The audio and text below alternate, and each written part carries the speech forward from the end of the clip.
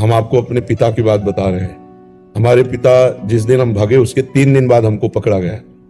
खोजबीन सब शुरू हुई तो 3 दिन बाद पकड़ा गया कि एक गोरा लड़का है वहां जंगल में देवी के मंदिर में रह रहा है। तो पहले बड़े भाई आए तो उनको तो कठोर शब्दों से कह के, बहुत विवेक प्रवीण था, बचपन में भी बहुत विवेक प्रवीण था, मतलब प्रवीण ना होता तो संसार की यात्रा काटते हुए भगवान से कैसे लाते। तो जब पिताजी आए तब हम मिल गए, क्योंकि वो एक कठोर स्वभाव के और बहुत धर्मात्मा पुरुष थे। उनकी हम आंखों में कभी आंसू नहीं देखा। बहुत ही दृढ़, सर्दी गर्मी भूख प्यास सब बर्दाश्त करके संतों की सेवा करना, गरज से एकदम किसान आदमी ऐसे।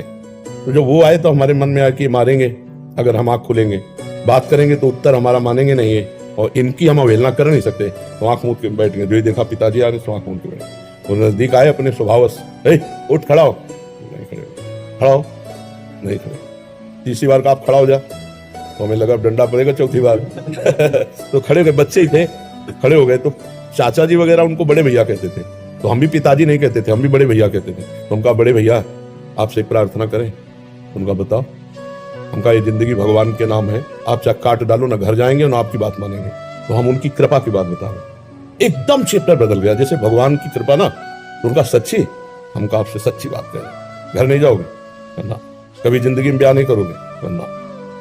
बोले खड़े हो जाओ, खड़े हो जाओ। ऐसे छाती से लगाया, कहा राम राम राम, 3 बार ऐसे छाती से राम राम राम ऐसे कहा। कहा जाओ, अगर ऊसर में भी बैठोगे तो फूलों की वर्षा हो। जाओ, जिंदगी में कभी तुम्हारा कोई बाल बांका नहीं कर सकता। पर एक बात ध्यान रखना, अगर आप बाबाजी बनते हो तो हमारा आशीर्वाद, ऊसर में भी बैठोगे तो फूल बरसेंगे, और जिंदगी में कोई बाल बांका तुम्हारा नहीं कर सकता। और अगर कहीं किसी की बहन बेटी देखी तो फिर तो हमका जिंदगी में आप इस बात को कभी नहीं सुनोगे। तो वो तो पधार गए, कई वर्ष हो गए उनको पधारे हुए, और उनका आशीर्वाद, माता पिता का आशीर्वाद भगवान का आशीर्वाद होता है।